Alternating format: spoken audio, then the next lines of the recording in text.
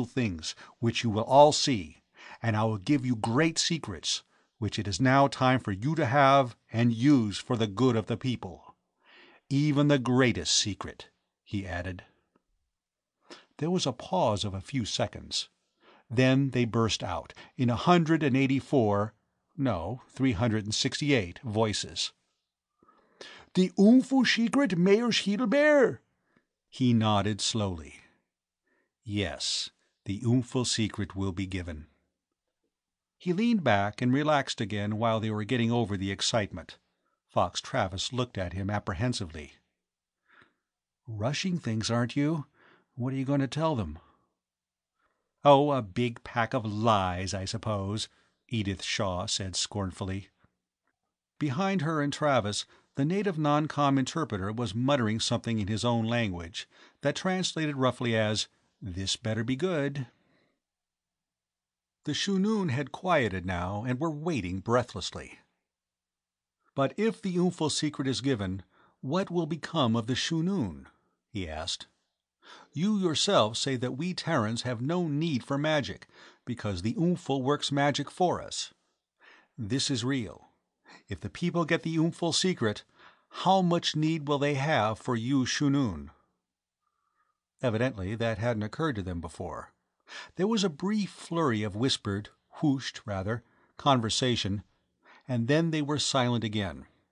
The eldest Shunu said, "We trust you, Mayor Heidelbeer.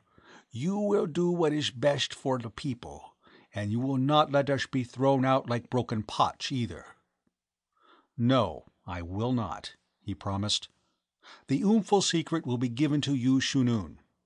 He thought for a moment of Fox Travis' joking remark about the Quanon Thaumaturgical Society. "You have been jealous of one another, each keeping his own secrets," he said. "This must be put away. You will all receive the Oomphel secret equally, for the good of all the people. You must all swear brotherhood, one with another, that later if any other Shunu comes to you for the secret, you must swear brotherhood with him and teach it to him. Do you all agree to this?" The eldest Shunu rose to his feet, begged leave, and then led the others to the rear of the room, where they went into a huddle. They didn't stay huddled long. Inside of 10 minutes they came back and took their seats. "We all agreed, Mayor Heidelbeer," the spokesman said. Edith Shaw was impressed, more than by anything else she had seen.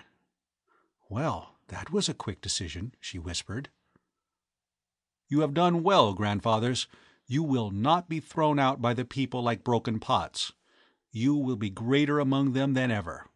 I will show you how this will be. But first, I must speak around the Oomphel secret."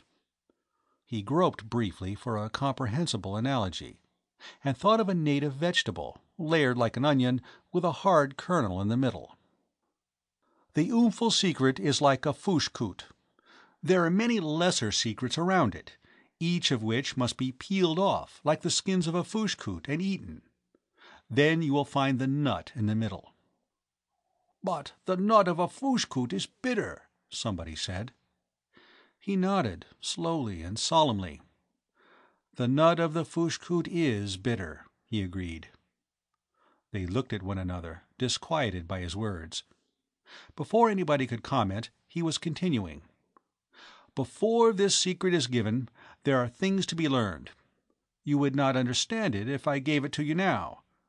You believe many not real things, which must be chased out of your mind, otherwise they will spoil your understanding." That was verbatim what they told adolescents before giving them the manhood secret. Some of them huffed a little, most of them laughed. Then one called out, "Speak on, grandfather of grandfathers," and they all laughed. That was fine. It had been about time for Teacher to crack his little joke. Now he became serious again. "The first of these not real things you must chase from your mind is this which you believe about the home of the Terrans. It is not real that they come from the dark place under the world. There is no dark place under the world. Bedlam for a few seconds. That was a pretty stiff jolt. No dark place? Who ever heard of such a thing? The eldest Shunu rose, cradling his graven image in his arms, and the noise quieted. "Mayor's heel bear, if there is no dark place, where do the sky-fire and the always shame go when they are not in the sky?" They never leave the sky. The world is round, and there is sky everywhere around it. They knew that, or had at least heard it, since the Terrans had come. They just couldn't believe it. It was against common sense. The oldest Shunu said as much, and more. "These young ones who have gone to the Terran schools have come to the village with such tales, but who listens to them? They show disrespect for the chiefs and the elders, and even for the Shunun. They mock at the grandfather stories. They say men should do women's work, and women do no work at all. They break taboos and cause trouble. They are fools." Am I a fool, Grandfather? Do I mock at the old stories, or show disrespect to elders and Shunun? Yet I, Mayor Shielbear, tell you this: the world is indeed round, and I will show you. The Shunu looked contemptuously at the globe.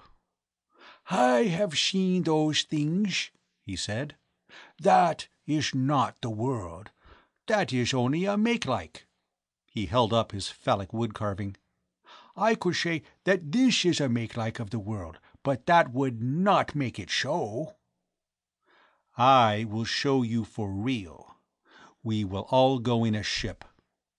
He looked at his watch. "The sky-fire is about to set.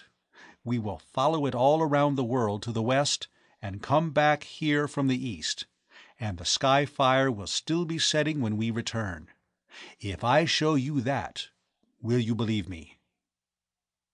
"If you show us for real, and it is no trick, we will have to believe you." End of Part 2.